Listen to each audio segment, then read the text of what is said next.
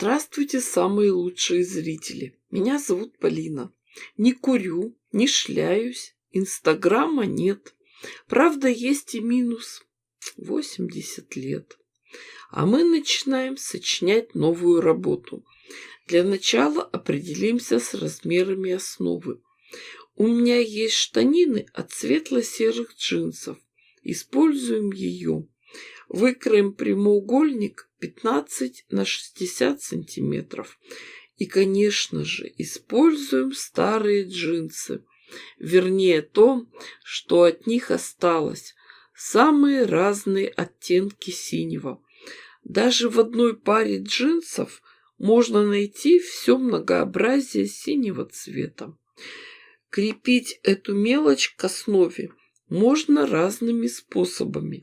В прошлый раз я использовала обычный канцелярский клей-карандаш, а сегодня воспользуемся клеевой паутинкой и клеевым флизелином и начинаем маленькими кусочками джинсовой ткани заполнять основу.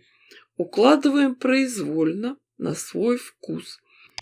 Стараемся подбирать так, чтобы все темные, светлые лоскутки были распределены равномерно.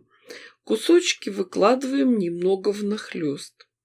Работаю я на мини-гладильной доске, поэтому всю работу делаю частями. Заполненную половинку закрываем мокрой марлей и тщательно все проутюживаем с паром. Проклеиваем нашу заготовку. Дожидаемся остывания тканей и убираем марлю. А уже после этого заполняем оставшуюся основу. И также проутюживаем, проклеиваем ее горячим утюгом.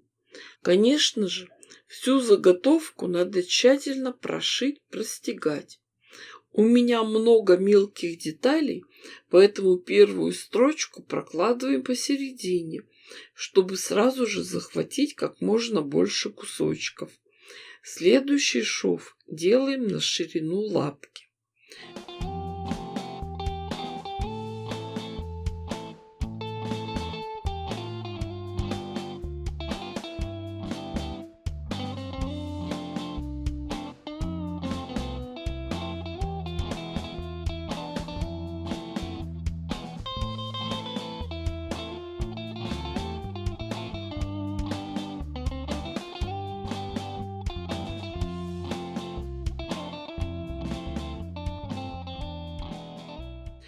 Такой способ работы называется ленивый бора.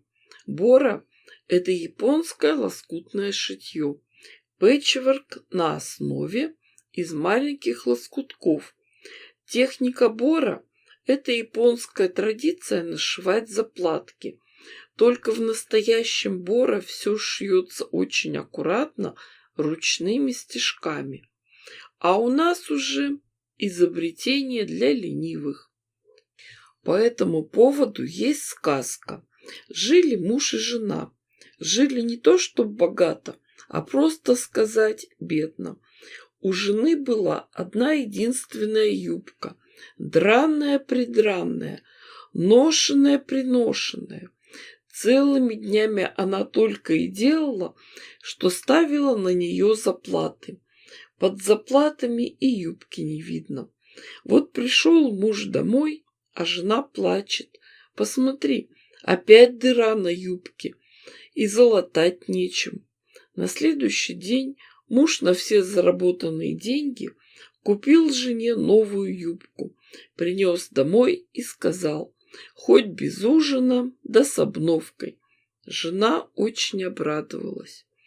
Муж лег спать, а она принялась за дело. Проснулся муж, видит, жена всю новую юбку на куски изрезала, на старую юбку новых заплат наставила. Ахнул он, а жена говорит: спасибо тебе, муженек, все прорехи я починила, да еще вон сколько кусков осталось, на целый год хватит. Знаете, вот сейчас, когда я занялась лоскутным шитьем, Я стала понимать эту женщину. Действительно, ставить красивые заплаты гораздо интереснее, чем просто носить новую целую одежду. Простеганную заготовку тщательно промеряем и подравниваем. Можно немного ее украсить. Замечательно, если есть лейблы или нашивки. Нашиваем их. А дальше у нас следующая задача. Все сшиваем, соединяем в кольцо. Заготовка у нас толстенькая, простеганная. Можно просто закрыть этот стык полоской джинсовой ткани, пришить ее сверху и простегать. Так она совсем не будет выделяться. И сразу же приготовим кусок ткани для внутренней стороны. Он должен быть примерно на 1,5 сантиметра больше и в длину, и в ширину. Смотрите, вот так выглядит соединение в джинсовой трубе. Затем прошитую внутреннюю часть лицом к лицу надеваем на джинсовую заготовку и по верхнему краю прошиваем на швейной машинке. Когда все готово, внутренности расправляем и заправляем внутрь джинсовой трубы. С верхнего края остается цветная полоска. Так и задумано. Тут я немного поработала за кадром, за швейной машинкой прошила, простегала нашу заготовку. А теперь подумаем над формой донышка. Можно его сделать круглым. Но мне хочется овальное дно. Самый простой способ – поставить бортик на лист бумаги и обрисовать желаемые размеры. Естественно, сначала эту выкройку надо подровнять, поправить, а потом уже вырезать. И сразу же проведем примерку. Донышко сделаем из плотной простеганной заготовки. Слой джинсовой ткани, хлопковый ватин, ткань для внутренней стороны. Обрисуем нашу выкройку и вырежем донышко с небольшим припуском. Дальше находим середины боковых сторон донышка и бортика этой коробочки. Ставим там метки. Закалываем булавочками и проверяем, все ли правильно мы вырезали. И прошиваем это соединение иголкой с ниткой. И только после этого прокладываем строчку на швейной машинке. А открытые срезы мы закроем косой бейкой. У нас округлые формы, поэтому бейку берем именно косую, выкроенную под углом 45 градусов. Пришитую с одной стороны бейку дважды подворачиваем, отгибаем на другую сторону и пришиваем иголкой с ниткой, а уже потом прошиваем на швейной машинке. И получается у нас прелестная коробочка, органайзер для хранения. Для хранения чего? А чего угодно. Что есть, то и храните.